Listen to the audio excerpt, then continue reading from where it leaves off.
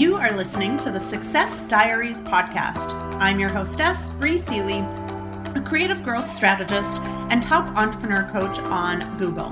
The Success Diaries is your invitation to do success on your own terms. Every episode features interviews with entrepreneurs and change makers around the world living their success on their terms. On today's episode, we are joined by Depika Mistry. Depika is well known for her powerful, intuitive insights and fast-paced approach to uncover and reprogram mental, emotional, and energetic root cause patterns that cause stagnation in life and business. She guides her clients to connect with their own innate wisdom, empowering them to create new, healthier, abundant, and more integrated versions of themselves and their businesses. Depika founded A New Me in 2012. It has since become a global change consulting, business advisory, coaching, and energy healing business, serving hundreds of clients worldwide. She's a qualified NLP master practitioner and Reiki master teacher with 2 decades of management, consulting, and business advisory experience. Hey everyone, welcome back to this week's episode of the Success Diaries. I'm here with a dear friend, Depika, who's coming to us from London today. Hello. Hey there, thank you for having me. Oh, I'm so excited to have this chat. Depika and I were just catching up and chatting a little bit, and she's just abso-freaking-lutely brilliant. So I'm excited to dive in. So as I begin every episode, talk to me about what success means to you. What does that look like in your life? How do you live success? It's a couple of different things. For me, it really starts off with feeling contentment within myself. So there's a sense of peace. So I know it doesn't matter what I'm doing on the outside, as long as when I'm doing it, there is a sense of peace. So for example, if I was working with a client, right, or getting a client. So there's a couple of times in my life where I've had clients and I've been successful on a tangible level in terms of getting the client on board, getting them to sign up with me, right, and getting paid for it. And they're both the same, but one doesn't feel right. One I'm kind of grating against. I'm doing it for the sake of doing it. Where there's another one which just tends to feel really good within my chest, and it makes me feel fuller and wholer. With the other one, I'm feeling like I'm shrinking. So that's one of the ways I kind of describe success in the terms of that it feels very expansive. It feels like things are flowing, that you're not grating against it, and that it's something where you're aligned to yourself and your values. So anytime that I find that I am grating against something, I know that I need to shift or let something go. So that's the way that I kind of define success. It's more of a feeling rather than something that I do tangibly. And it kind of plays out in everything that I do in my life. And that's what I kind of use as a measure to determine, okay, am I on the path to success? Am I in alignment with myself, my values, and my core being, or am I out of sync? Totally. So how did you kind of come upon this feeling? Because, most people learn through contrast, right? And so oftentimes, most of us, when we're younger, learned through that like grading feeling, right? That you experienced and described. So do you remember kind of what that turning point for you or that like at least awareness and acknowledgement of like, this doesn't feel right and there needs to be something else?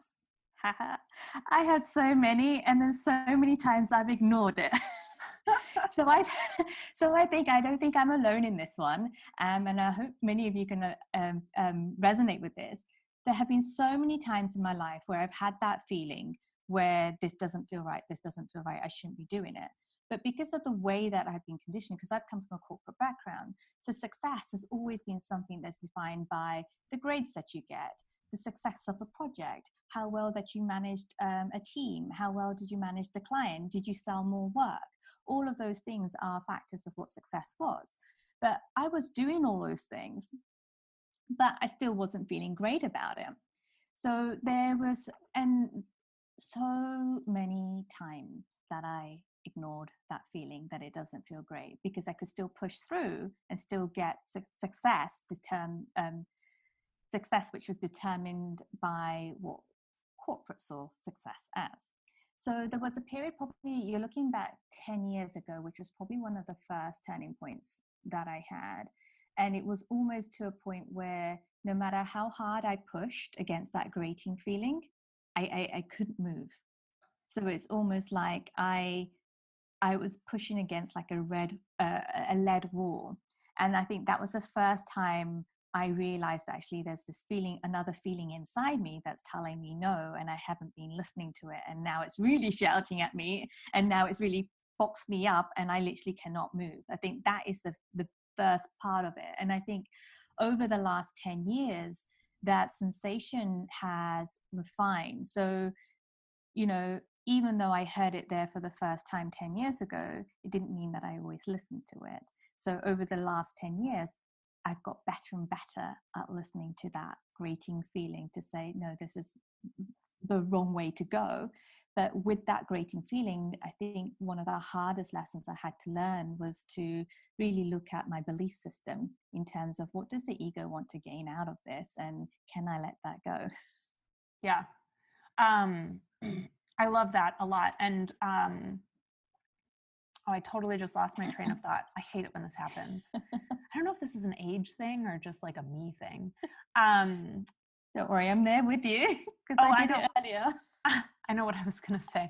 So, and it's funny because you and I just talked about this in our catch-up session as well, is that a lot of us have this perception that like we get the aha, we hit the turning point, we make that change, and then from there on out, it's just sunshine and rainbows, right? And I love what you just talked about, is that we just have this expectation that once we have the understanding that we just do better from then on out. And there's so many layers and levels of us learning those lessons and really having to kind of come back to our truth and come back to our values again and again and again and again for that to become like a permanent part of our state of being.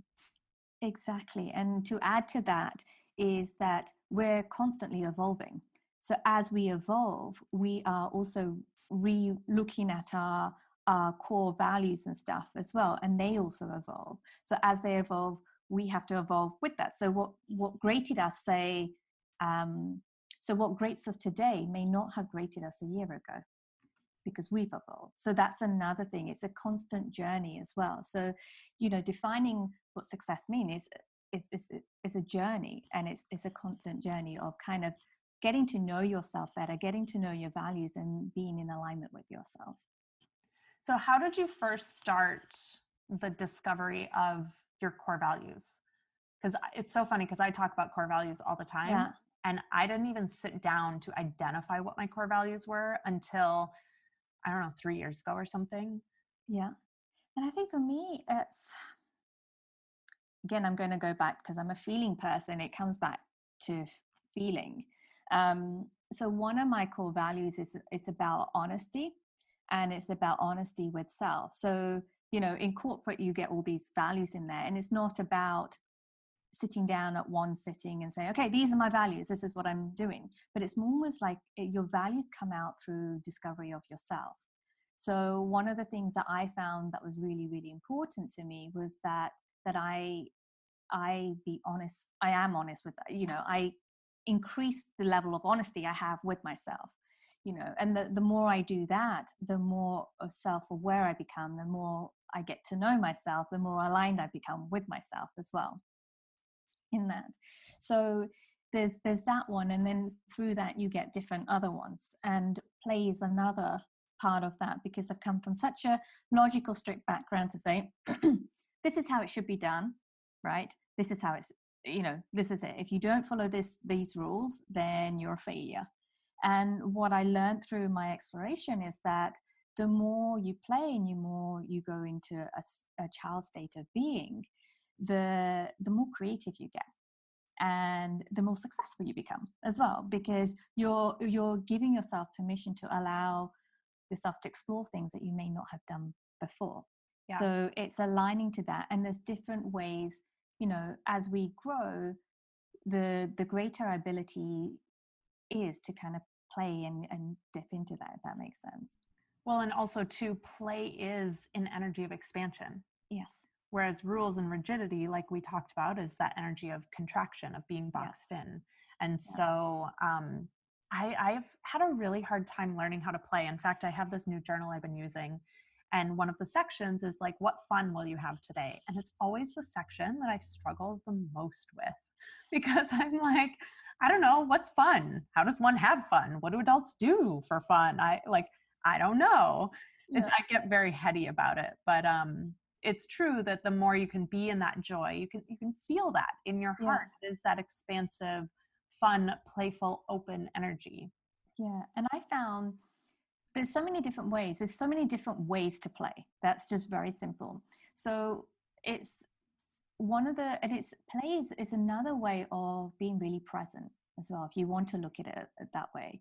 So I do a couple of different things, and I'll share that with you. So maybe if you're someone that's struggling to play, you can try some of these things out. I'm taking notes. Okay, I'm ready. So one of the things, if you like children, even if you don't like children, you can go to a park and just watch them, right?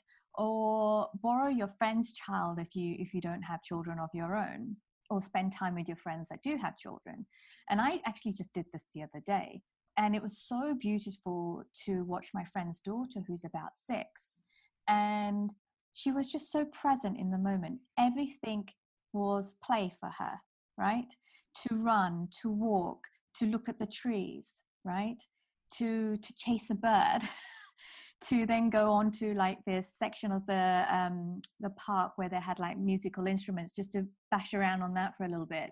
And there's another section of park where they had chickens and llamas and goats. And her playfulness was something as just going, oh, there's a chicken. Hello, cluck, cluck. And it was just so in the moment, right? So it could be defined by allowing yourself just to be very, very present wherever you are, what you're doing, and just say out aloud, oh, look at that tree. Oh, look at the sky. Look at this. Look at that. Oh, this looks good. This looks pretty. And you're so in that moment. That's one way of playing. Another way, again, with a child, I found myself zoning out with my nephew by playing with his train set. So he's literally going back and playing with kids' toys. So that's another way of playing. And the other things that I do is I found that the way that I use my terminology changes as well. So something like, I really enjoy swimming, as we were talking about before. I love swimming and I love Pilates. And what I say is like, it's just fun for me because I'm training. So instead of taking that training seriously to get to a certain degree of performance within swimming or with Pilates, I'm just like, I do it for fun. I do this for fun. I eat ice cream for fun. I go for walks for fun. So it's almost like doing something without having to get to a particular outcome. And then that then starts to become play. I love that. I love that. So on the days when you're maybe noticing a little bit of that grating feeling, or you're feeling a little boxed in, or you're feeling a little rigid, how do you recultivate that expansiveness within you? A number of different things. Sometimes I just sit with it. I sit with the grating and just like, I'm grating. Okay, why am I grating? Where is this grating coming from? What is this grating trying to tell me? What is it that I'm not seeing? So I sit with it and just kind of see the grating element as a person in front of me. So then I create a dialogue with it. So, in the past, what I used to do was to shame that aspect of myself. You know better, you shouldn't be grating. Once you're grating, you're doing the wrong thing, and would beat myself up. Now it's a whole new dialogue of understanding it better. And by understanding that, it kind of gives me a relief. And then I move through that a lot quicker rather than shaming them. So that's one way. And then sometimes if I can't get anywhere with that, I kind of do something completely different. Sometimes it would be a bath with Epsom salts and essential oils, like my favorite candle, go for a swim, go and do something that's outside of it, or even just pick up the phone and have a silly conversation with my friend. So you're literally interrupting your thought patterns in that. So the key things is to remember that we will grate as we're growing, because that's just part of the growth process. But the trick is to not to beat yourself up when you find yourself grating. Yeah. Shame is such a powerful thing. And I think a lot of people, like, I had a realization in December of how mean I was to myself and how much I did shame myself. And like I've been doing this stuff for over 10 years and just didn't realize how insanely hard on myself and shameful I was to myself.